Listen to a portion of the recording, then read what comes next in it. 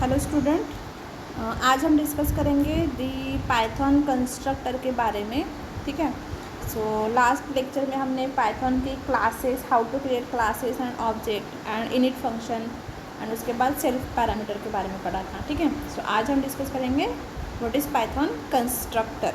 As we have already seen the constructor of a different classes in different languages like Java है, C++ है, सी programming में भी हो, नहीं सी प्रोग्रामिंग में नहीं होता। ठीक है। तो हमने इन 2-3 लैंग्वेजेस में कंस्ट्रक्टर के बारे में पढ़ा था, कैसे होता है वर्क। तो वैसे ही सेम यहाँ पे भी पाइथन में भी कंस्ट्रक्टर होता है and it is a type of special function as it is in another languages. जैसे उसका नाम same as a class name वगैरह होता है ना, सो इसी तरह से, बट पाइथन में थोड़ा सा डिफरेंस है। सो सी what is that? A constructor is a special type of method or a function which is used to initialize the instance member of a class. Same function है, सेम वर्किंग है like in other languages. ठीक है। सो यहाँ पे भी constructor होता है, ये भी इंस्टेंस वेरिएबल को इनिशलाइज करने के लिए हम यूज़ करते हैं। अब देखो इन C++ और Java the constructor has the same name as its class.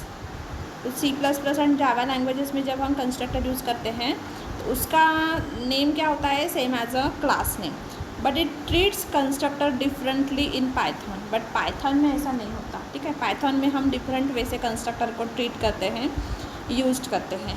It is use to create an object. हम यहाँ पे पाइथन में कंस्ट्रक्टर यूज़ करते हैं टू क्रिएट एन ऑब्जेक्ट। ठीक है, ऑब्जेक्ट क्रिएट करने के लिए। Constructors can be of two types in Python, that is parameterized constructor and non-parameterized constructor. तो सी सबसे पहले तो देख लेते हैं कि क्रिएटिंग कंस्ट्रक्टर इन पाइथन कैसे होता है। So in Python the method init. ठीक है, यहाँ पे हम यूज़ करते हैं init method. So in Python the method init simulates the constructor of a class.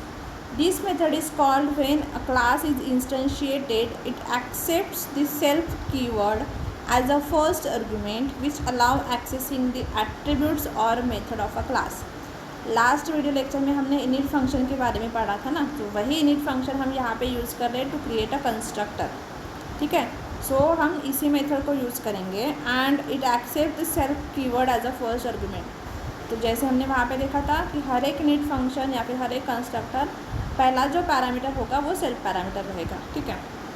We can pass any number of arguments at the time of creating a class. Constructor में हम जितने चाहे उतने नंबर ऑफ आर्गुमेंट पास कर सकते हैं जब हम क्लास क्रिएट करते हैं ना, तब। ठीक है। सो creating class object at the time of creating class object, sorry, जब हम ऑब्जेक्ट क्रिएट करते हैं तब हम नंबर ऑफ पैरामीटर्स उसमें पास कर सकते हैं depending upon the init definition. मतलब depending upon the init definition कि हमने डिफाइन करते वक्त वहाँ पे कितने आर्गुमेंट्स लिए थे, तो कॉल करते वक्त भी हमें उतने ही आर्गुमेंट लेने पड़ेंगे। ठीक है। So it is mostly use to initialise the class attributes. Init function हम मोस्टली क्यों यूज़ करते हैं या फिर कंस्ट्रक्टर हम मोस्टली क्यों यूज़ करते हैं in Python? It is use to initialise the class attributes. Every class must have a constructor even if it simply relies on the default constructor. मतलब हर एक क्लास में कंस्ट्रक्टर होगा ही होगा। ठीक है, इन पाइथन ऑल्सो। एंड उसके बाद हम एक एग्जांपल देखते हैं कंस्ट्रक्टर का। तो यहाँ पे देखो हमने एम्प्लॉय नाम का क्लास बनाया है and it is having a constructor that definition in it, and उसमें 3 पैरामीटर हमने पास किए हैं। सबसे पहला तो self parameter which is a default parameter, and उसके बाद है name, and third one is ID। ठीक है। सो ये हमने 3 पैरामीटर यहाँ पे पास कर दिए। फिर उसके बाद देखो हमने क्या किया, नीचे self dot ID equals to ID and self dot name equals to name. ठीक है। सो हमने इन दोनों की वैल्यूज़ यहाँ पे इनिशलाइज कर दी। उसके बाद हमने डिस्प्ले नाम का एक अगेन फंक्शन बनाया है और उसमें पैरामीटर हमने पास किया है सेल्फ। फिर हमने क्या किया, ये जो ID एंड नेम है उनकी वैल्यूज़ प्रिंट की यहाँ पे, self dot ID and self dot name just हमने प्रिंट कर दी इस डिस्प्ले फंक्शन में। ठीक है। मतलब जब भी हम डिस्प्ले फंक्शन को कॉल करेंगे हम वहाँ उसका आउटपुट क्या आएगा, ID की वैल्यू एंड नेम की वैल्यू। ठीक है। उसके बाद अब देखो हमारे पास एम्प्लॉय क्लास है। हमने क्या किया, अब एम्प्लॉय क्लास के 2 ऑब्जेक्ट बनाए, that is EMP1। So EMP1 and यहाँ पे देखो कंस्ट्रक्टर को हमने कॉल किया जॉन एंड 101, ये 2 वैल्यूज़ हमने यहाँ पे पास कर दी नेम एंड आईडी की, ठीक है। उसके बाद फिर से हमने EMP2 बनाया और यहाँ पे डेविड एंड 102, मतलब जब हम इस ऑब्जेक्ट को बनाएंगे EMP1 तब हम कंस्ट्रक्टर को कॉल करते हैं और ये हो जाएगा यहाँ पे इस डेफिनेशन पे, ठीक है। अगेन हम इसको कॉल करेंगे तो यहाँ पे जाएगा अगेन, मतलब यहाँ पे 2 स्पेस क्रिएट करेगा मेमोरी में, EMP1 एंड EMP2, ठीक है। सो इस तरह से 2 स्पेसेस क्रिएट करेगा। अब उसके बाद हमने क्या किया, EMP1 dot display, EMP2 dot display, मतलब हमने सिंपली क्या कर दिया, डिस्प्ले फंक्शन को कॉल किया by using the EMP1 first object and by using the EMP2। तो जब हम EMP1 डॉट डिस्प्ले करेंगे तो हमने जो वैल्यू पास की थी जॉन एंड 101 वो यहाँ पे प्रिंट होगी, और जब हम डिस्प्ले EMP2 का डिस्प्ले कॉल करेंगे तो हमने यहाँ पे वैल्यू क्या पास करते हैं, डेविड एंड 102। तो आउटपुट में क्या आएगा, ID equals to 102 and name equals to David, ठीक है। सो इस तरह से इसका आउटपुट आएगा। तो सी हियर आउटपुट में देखो ID 101 name John, ID 102 name David, ठीक है। सो इस तरह से हम यहाँ पे कंस्ट्रक्टर यूज़ कर सकते हैं to initialise the parameter of a class. Okay, अब देखो पाइथन डिफ़ॉल्ट कंस्ट्रक्टर कैसे होता है। मैंने अभी आपको बोला कि पाइथन में 2 कंस्ट्रक्टर होते हैं, default constructor and parameterise constructor. तो सबसे पहले देखते हैं डिफ़ॉल्ट कंस्ट्रक्टर कैसे वर्क करता है। When we do not include the constructor in a class or forget to declare it, then that becomes the default constructor। मतलब जब हम किसी क्लास में कंस्ट्रक्टर नहीं लिखते या फिर भूल जाते हैं तो हम डिफ़ॉल्ट कंस्ट्रक्टर को कॉल करता है, ठीक है। It does not perform any task but initialise the object. Default constructor कुछ भी टास्क परफॉर्म नहीं करता, ये सिंपली क्या करता है, ऑब्जेक्ट को इनिशियलाइज करता है, ठीक है। सो एग्जाम्पल से देखते हैं। हमने क्लास बनाया है स्टूडेंट एंड उसके अंदर हमने रोल नंबर की वैल्यू दे दी और नेम की वैल्यू दे दी, 2 वेरिएबल्स लिए हैं, रोल नंबर एंड नेम। फिर हमने डेफिनेशन डिस्प्ले लिखी है, ओके, मतलब डिस्प्ले फंक्शन बनाया और उसके अंदर हमने क्या किया, self dot roll number and self dot name, मतलब ये वैल्यूज़ को हमने प्रिंट कर दिया, रोल नंबर एंड नेम को। फिर हमने क्रिएट किया ST इक्वल्स टू स्टूडेंट, मतलब हमने स्टूडेंट क्लास का ऑब्जेक्ट बनाया है ST एंड यहाँ पे देखो हमने कुछ भी पैरामीटर पास नहीं किए, तो ये कौन सा कंस्ट्रक्टर हो गया, डिफ़ॉल्ट कंस्ट्रक्टर, ठीक है। तो यहाँ पे डिफ़ॉल्ट कंस्ट्रक्टर कॉल होगा क्योंकि हमने यहाँ पे पहले से ही रोल नंबर एंड नेम की वैल्यू हमने यहाँ पे इनिशियलाइज कर दी थी, तो हमें कोई भी ज़रूरत नहीं है कि हम किसी कंस्ट्रक्टर में कुछ वैल्यू पास कर दें, ठीक है, क्योंकि यहाँ पे हमने कंस्ट्रक्टर का यूज़ ही नहीं किया है, हमने कंस्ट्रक्टर डिफाइन ही नहीं किया है, ठीक है। सो डिफ़ॉल्ट कंस्ट्रक्टर कॉल होता है कब होता है, जब हम ऑब्जेक्ट क्रिएट करते हैं। उसके बाद उसी ऑब्जेक्ट का यूज़ करके हमने डिस्प्ले फंक्शन को कॉल किया और डिस्प्ले फंक्शन में हमने क्या किया था, रोल नंबर एंड नेम को प्रिंट किया था। तो यहाँ पे रोल नंबर है 100 एंड नाम है जोसेफ। आउटपुट में क्या आ गया, 101 एंड जोसेफ, ओके। सो इस तरह से हमने डिफ़ॉल्ट कंस्ट्रक्टर देखा है। अब देखते हैं पाइथन पैरामीटराइज कंस्ट्रक्टर कैसे वर्क होता है। तो see the parameterise constructor has multiple parameters along with this self, मतलब उसमें बहुत सारे पैरामीटर्स होते हैं एंड एक सेल्फ पैरामीटर भी होता है by default. Consider the example, यहाँ पे भी हमने स्टूडेंट नाम का ही एक क्लास बनाया है और उसके अंदर हमने इनिट फंक्शन बनाया है। इट इज़ अ कंस्ट्रक्टर, कौन सा, पैरामीटराइज कंस्ट्रक्टर, ठीक है। तो इसकी हमने डेफिनेशन लिखी इनिट, क्योंकि कंस्ट्रक्टर क्रिएट करने के लिए भी हम इसी फंक्शन को यूज़ करते हैं, दैट इज़ इनिट फंक्शन, ठीक है। फिर हमने उसके अंदर एक स्टेटमेंट प्रिंट कर दिया, this is a parameterise constructor and self dot name equals to name, मतलब ये जो हमने पास किया ना उसकी वैल्यू इनिशियलाइज कर दी।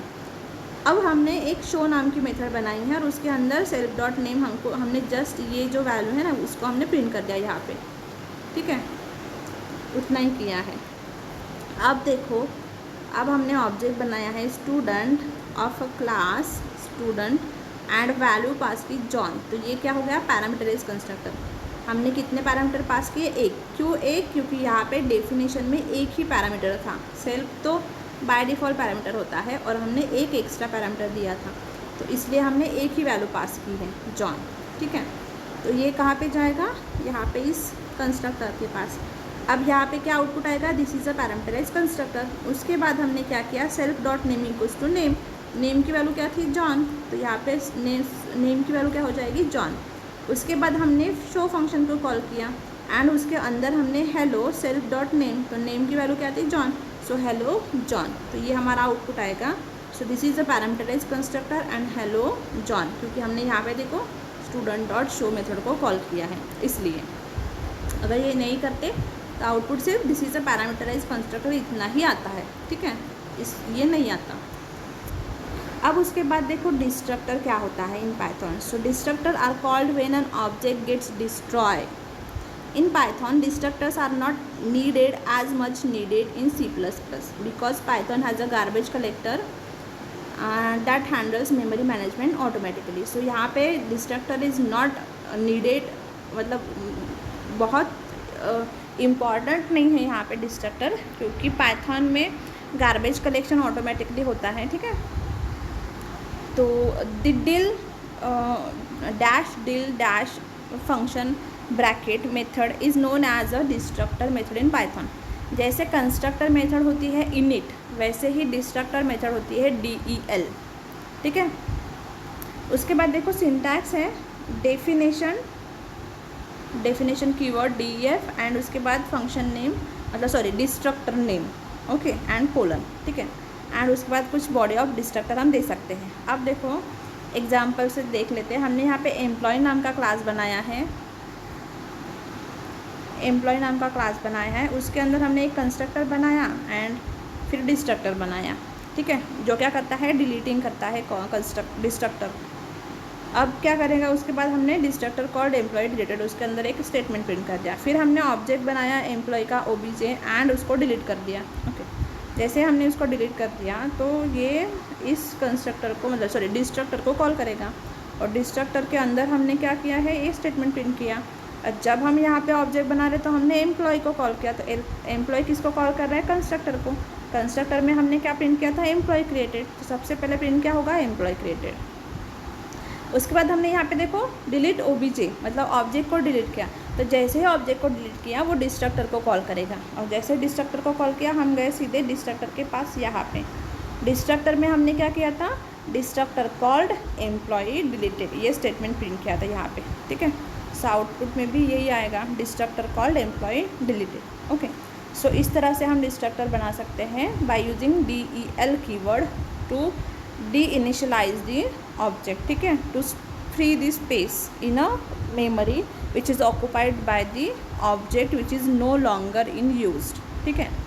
सो इस तरह से हम डिस्ट्रक्टर को मतलब डिस्ट्रक्टर यूज़ कर सकते हैं इन पाइथन। सो ये है हमारा constructor and destructor concept in Python. Next lecture में हम नेक्स्ट टॉपिक पढ़ेंगे। Thank you.